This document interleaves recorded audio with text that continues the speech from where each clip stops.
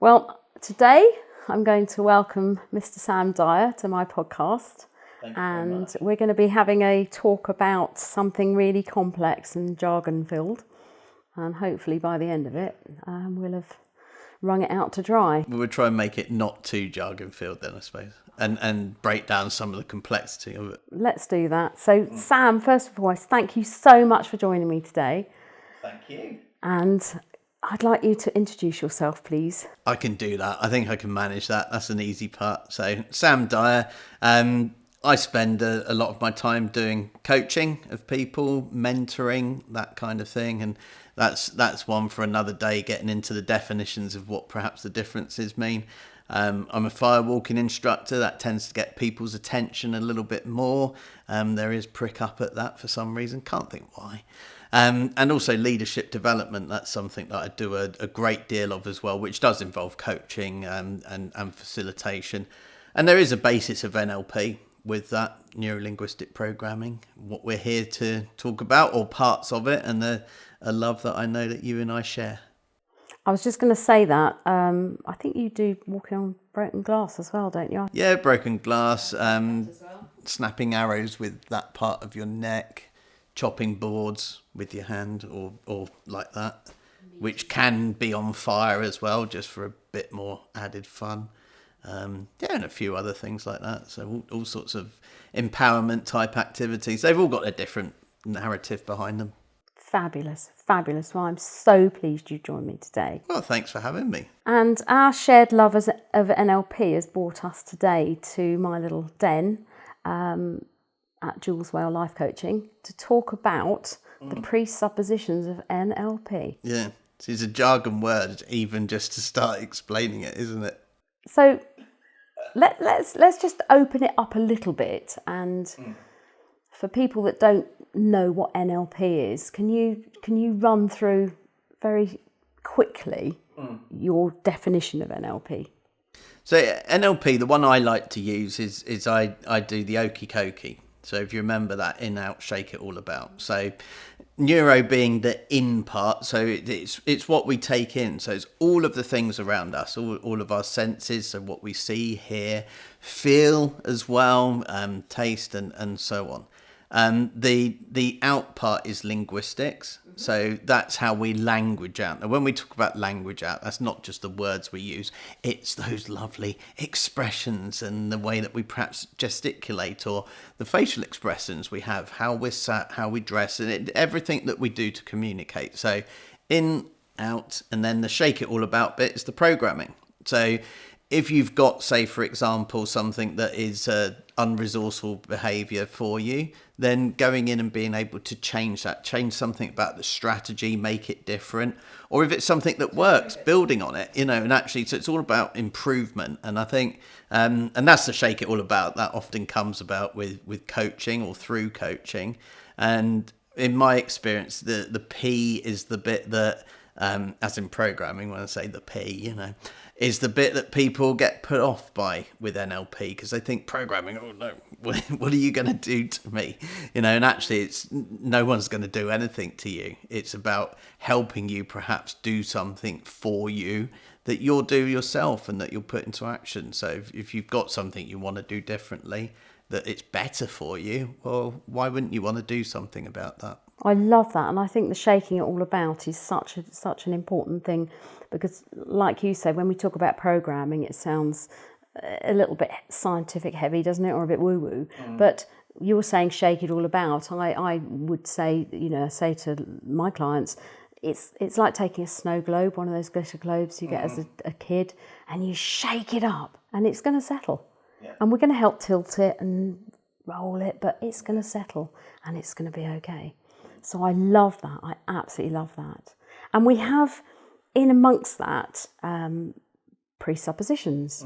And I think that's quite a tough one to take on board as well. And I think just to give a sort of definition of how we see a presupposition is, if I said to you, for example, when you come over tonight, are you going to bring the wine? Or will you pay by cash or card? So the inference is there that something's going to happen. So I'm assuming that you're coming. I'm presuming you're coming across. I'm presuming there's going to be payment for something. So it's that a presupposition, and that's the understanding of it. But we use a lot of these, don't we, in NLP coaching? And I think what I'd like to do today is really pick out some. I've written the list, and I want to point out, I don't think there is a definitive list, because my understanding is that the Godfathers of Nlp, John Grinder and Richard Bandler, they didn't actually write anything down.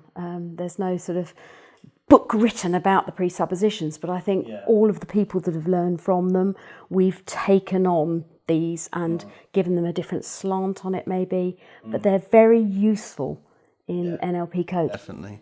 I think definitely, and even just, I say just the understanding of NLP itself, because I think whilst you don't need to necessarily say subscribe to all of them, or to say, yes, I totally 100% agree with it, it at least gives you an idea of what the foundations of NLP are, and that's how some things that you might learn about NLP will fall back on the presuppositions of saying, well, for that to work, if you've got an understanding of what that presupposition is, and I know we haven't given any examples yet, but let's just take one being that we all have our own map of the world.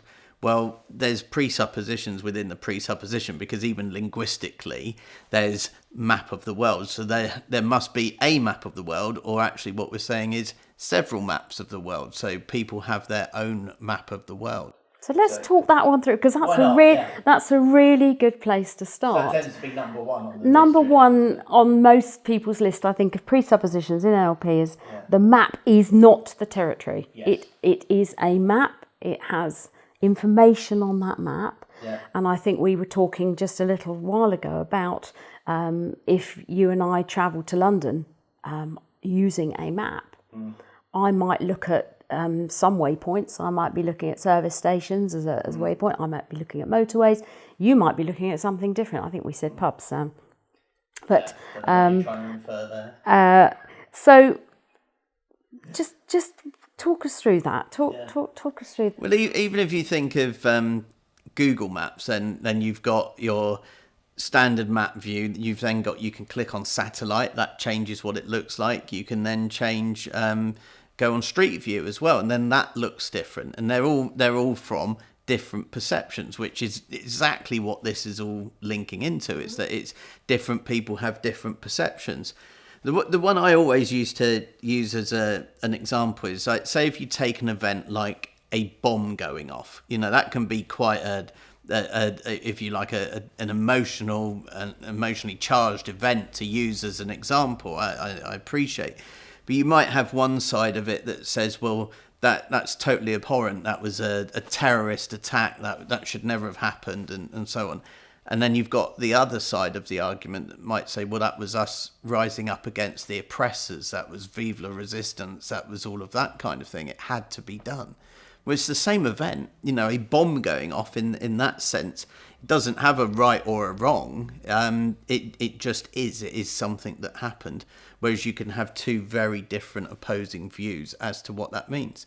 And that's what having your own map of the world is about. It's your own perception, it's your own understanding, it's your own meaning that you attribute to something. And that will come about from loads of different things. It's like how you were brought up, what your experiences are, what your values and beliefs are, how you were feeling at the time, who you're with and whatever. So there's a huge amount that goes into it as to how each person forms their own map of the world. So for me, that one was huge. I think the biggest thing I got out of that when I first learnt that was a real profound feeling of, oh, so it doesn't mean that I'm right and everyone else is wrong then.